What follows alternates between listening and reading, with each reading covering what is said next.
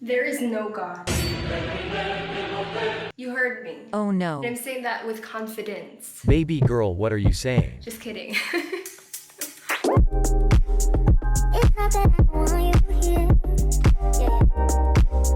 Let me just get straight to the point, because here in this video, I want you to question everything the way I question everything. Yay! Actually, I just forgot to introduce myself. This is obviously not my voice. But you can call me Betty. I'm a college student majoring in psychology. I also read tarot cards, but I don't care about what's on your mind, so don't worry. I won't read it. So let me say that one again. What if there is no God? What if there is a higher being, but then if there is one, what are we to do with it?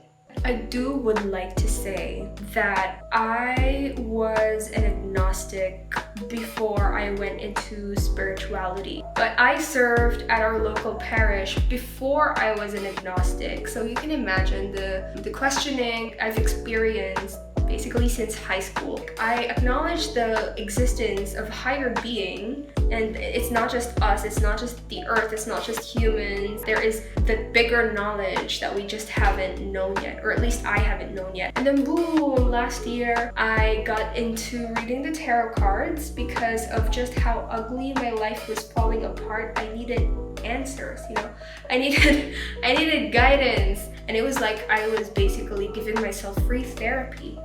Jesus, your therapist has a lot to answer for. Through my spiritual journey, I was really humbled down a lot of times until I've reached this point of open-mindedness. Questioning things while at the same time not rejecting anything that is counter to my limited pre-held beliefs. So, if you're also questioning the nature of the universe as much as I am, then these questions would point you somewhere. It's just like Think, baby girl, think. a signpost. Congratulations! These are just signposts for you to see, maybe I'm gonna dive deep into that question, or maybe it can piece together your own realizations and knowledges of the world. You hear the dogs howling outside? I think it's my sign. Can you hear them? I think it's really interesting to hear. You know what time it is? It's 4 a.m. Let's just dive deep into the video. Let's just do that one.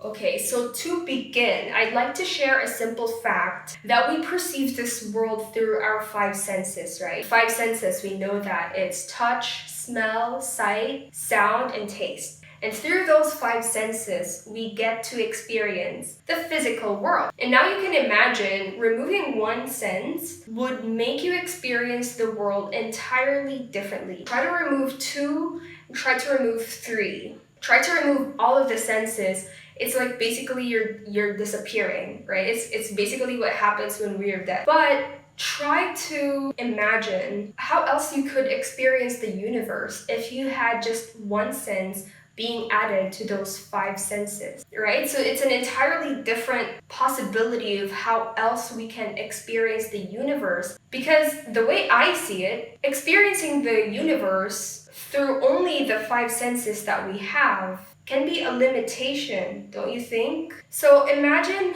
the possibilities that could come if you try to experience it using more senses than just those 5 senses. I have a better list of questions prepared. When looking for evidence of a higher energy in this universe, how can we say that the mere 5 senses we have are reliable enough to seek for those evidences? Because like what they say, right, to see is to believe. But what if by knowing the truth you actually do not see it, right? So yeah, that's just food for thought, possibilities that we might have never thought can exist. Okay, let's go to question number 2. So let's talk about the different phases of matter for a while. Solid, liquid, and gas. If we were to draw what solid would look like, what the atoms and molecules in a solid would look like, they would look pretty compact, right? Pretty put together than those in the liquid and in the gas. And yeah, it's pretty simple, but ever since I was young, I was already curious So how about the spaces in between those atoms and molecules? What are we to do with those spaces? Years later, we get to learn more about chemistry, physics, all of those. And then we know that atoms can actually, you can dissect it. You can actually learn more about it, as well as the nuclear forces happening inside it. But but try to zoom in on it a little bit more. What do we make out of those parts of an atom? How do I say this?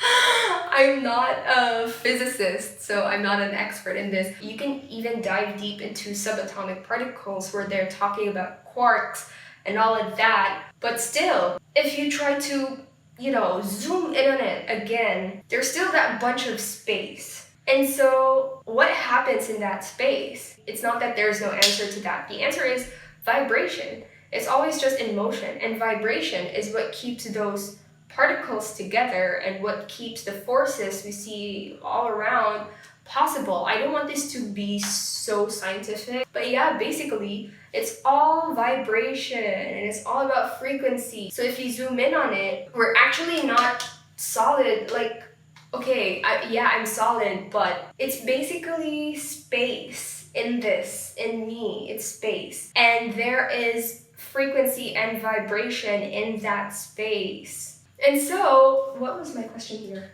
Oh yeah, the question I've prepared here is, so what is it that truly connects everything? Do we really leave it to this reality that, oh, I see a wall and it's solid and I'm just gonna leave it at that? Like, aren't you curious about what happens inside this wall and the reality that, hey, it's actually more space than it is particles? So I'm just gonna leave it at that.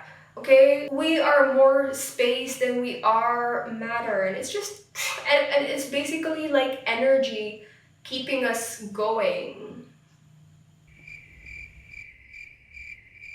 Now we're gonna continue to the third question. So, Let's do it, girl. how did everything really come into creation? But that question bores me now at this point. What I want to focus on here is not really about the source of a creation, but just by diving into the nature of creation. The question I have here is, what is the nature of creation? I feel like that would give us more answers. Like, yeah, the Big Bang Theory is a theory, but that's like a different discussion altogether. That is the science behind it. I'm not trying to counter that theory, my goodness, duh. It's not like I know more about the theory, duh.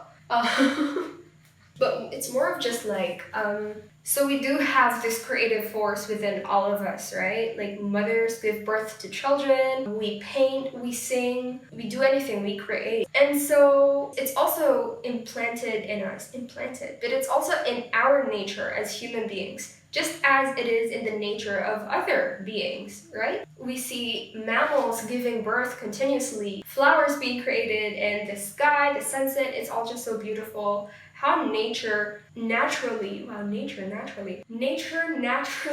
does its amazing work seamlessly, no flaws, no whatever, perfect. Trying to understand how the creation of the universe came about, or just the nature of creation again. I think it's just too futile to try to observe what's happening outside. Like, let's try for a second. Let's try to think about the creative forces we have within us. We study about evolution and the science behind everything and everywhere, but we don't really pay attention to the science that's happening within that can possibly try to explain the same thing. So when you're trying to look at the science of creation from the outside, it's also one thing to consider the science of creation within us. I feel like people are going to watch this and just say, what is she talking about? But hopefully, The question I had there was, would understanding ourselves be key to understanding the universe? I think it's just like a mind-blowing, at least for me, I've always questioned the creation, how things came about, who created what. I've always questioned that as something external, as something like a higher being that's bigger than me and all of that. But possibilities, man, it's just amazing. But anyway, let's continue. Okay, now, so let's talk about Henry Ford for a while. He brought into physical existence an idea that he just had in mind, and that was the car, the first ever car to ever exist in the whole earth. On the whole earth. Yeah. And so when Henry Ford had that idea, people laughed at him, saying that that's never gonna happen, that's an impossibility. But he felt so deeply with that idea because he knew that if he was able to think it, then it means he can make it into a reality. And so he did. We see now that Henry Ford has been so successful with this car. I don't know what happened in his life after that, I don't really care, but that's the point. The car was brought into the earth as we see today. The same thing goes for Nikola Tesla, and he knows a lot about the philosophies and the nature of manifestations and the law of attraction, etc., because he actually meddled with electricity. Electricity is also energy, right? My point here is these people are very scientific, as you can see, with their inventions. But at the same time, it's like they also acknowledge certain things on how the universe works.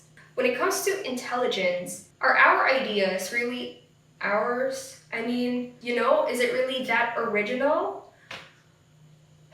Because look at what Thomas Edison did. This is what he used to do. Although at that time he didn't really tell other people because it might look like a crazy thing to do. In order for him to have ideas on how he should go about with his works and inventions, he would take a nap while holding two balls on both of his hands that are quite heavy, and that he would sit on chairs and wait for him to fall asleep. His hands would be aligned to a certain where if the balls hit the floor, it would make a noisy sound in order to wake him up. And so he would take a nap, fall asleep with those balls in his hand. And what was that for?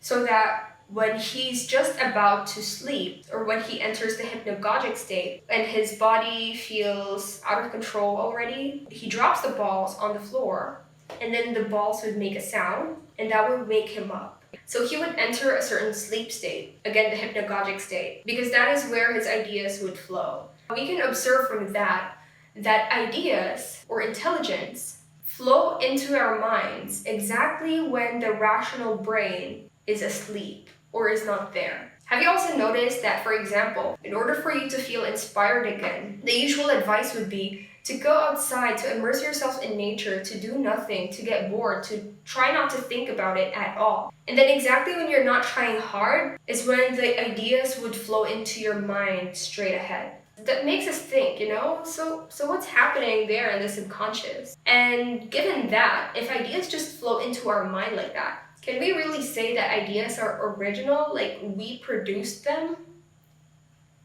So that is my question. What is the nature of intelligence?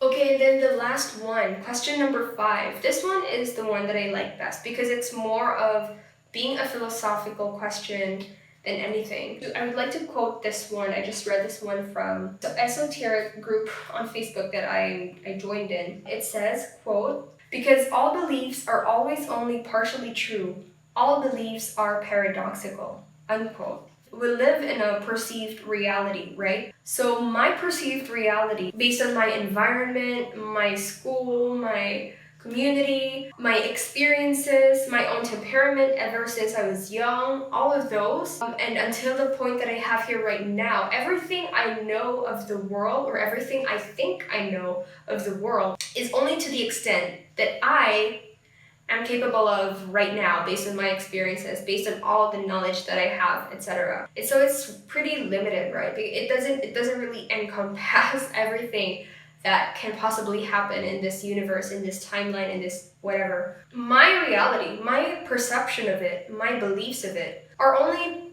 partially true. And why is that? Because they are only true to me. What may be true to me may not be true to another person, because that person grew up in an entirely different community, from a different place, having different cultures, different everything, their own upbringing, their own experiences, their own knowledge. And so my truth is true only for me, and their truth is true only for them, if we are to consider that when it comes to beliefs. That is the paradoxical nature of beliefs. and of the truths we uphold within ourselves, because they're only true to the extent that we believe that it is true. It is true to the extent that we fight for it being true. If we leave it at that, if we let it go, if we just don't pay attention to it, it basically also ceases to exist. So where am I going with this? Do we create our beliefs, or do our beliefs create us? I guess that's just the question there. At this point, I'm not sure if they piece together, but I hope you get what I mean. Girl, we're trying as much as you are. So, anyway, Okay nah girl, tapos na ang video. and so like, comment, and subscribe, but most importantly, comment down, okay? I really would love to hear your own thoughts, your own realizations, your own questions. Whatever you gotta say, just put it down below. I'm sure as hell gonna read everything. And I hope in any way you also had fun, if we can call this one fun. But yeah, I think questioning the universe is fun. You know, being a little rebellious sometimes can be good. Yeah, I guess again it's time to say goodbye. So I'm gonna see you in the following videos I'll be